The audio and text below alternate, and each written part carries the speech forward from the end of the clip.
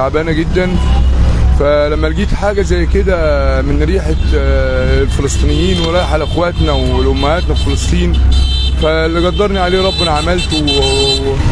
وكنت سعيد جدا بالناس بعديها تاني يوم بقى تشكرني وكتير يا عم ربيع انت راجل كويس، كتير انت حد محترم، انت عندك اصل، انت فضلوا يعلوا فيا كتير وانا ما استاهلش كله ده. ومن بني سويف من عندنا ومن بيبه ومن اسكندريه واسماعيليه ومن قطر، بقيت انا حاسس ان انا في حاجه. يا اولاد في ايه؟ ده الشعب المصري كله حلو وكله عنده نخوه وكله شعب حنين وشعب طيب وشعب عنده احاسيس يا فندم، بيحس بشعوبنا. تحت امرك يا فندم. وكل الناس زي ما انت شايفه كده يا فندم على طول يصوروني وينزلوا يسلموا عليا، والابله هي كذا مره تيجي تصورني ويجيبوا لي دليفري حاجات، وانا سعيد بشكر الناس ليا.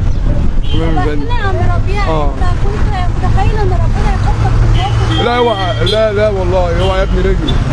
لا والله يا فندم، انا سبحان الله جت كده معايا. الناس بتشكرني كتيره، وخاصه انا فرحان باولادي. بنتي مريم ربنا يخليكي كده في البلد عندنا رنت عليا وبتقول لي خد ابني يا بابا عايز يكلمك. فبقول له ايوه يا سيد عايز ايه؟ قال لي يا حبيبي يا جدو انت حاجه حلوه جدا يا جدو. هو ده اللي خلاني بكيت بقى يا سيد ابن بنتي ده. شروق حبيبتي بنتي الصغيره عندها 7 سنين هنا في المعهد الديني. يا بابا انا جايه، انا هركب دلوقتي، لدرجه ان انا خايف عليها. بقول لها طب خليكي مع ماما وهي هتجيبك، ما هي قالت لي يا حبيبتي. فانا بقيت في قمه السعاده صدقيني، نسيت كل همومي يا فندم. طب قولي اشمعنى البرتقال اللي حدفته؟ ما كانش قدامي الا هو، وكان الطريق ده زحمه جدا يا فندم، وكنت اتمنى حد يشيل معايا البواجيد دهي ويرميها كلها على العربيه. وكنت بدي للسواقين في الكابينه واقول لهم بالله عليكم ما تجوش عند اللي ورا، كلوا من ده وسيبوا اللي ورا يوصلوا. انت قلت ان البرتقال فيه عمره بيبقى 12 ساعه، وقلت ان هو النوع اللي انا رميته يا فندم. قلنا كده هو يا فندم هو ده النوع اللي هو ابو سره اللارج، اللي هو الفرزه ده بيستحمل القطيع بينعم بسرعه، انما ده يعني بيستحمل. فقلت هو ده اللي هيستحمل، وبقيت ارمي مش يعني سبحان الله.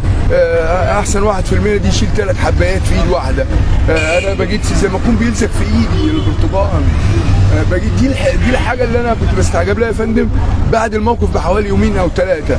بقول ازاي انا كنت بشيل بال10 برتقالات ازاي في ايدي وبال8 برتقالات، يعني سبحان الله. وربنا سبحان الله، الله المستعان يا فندم.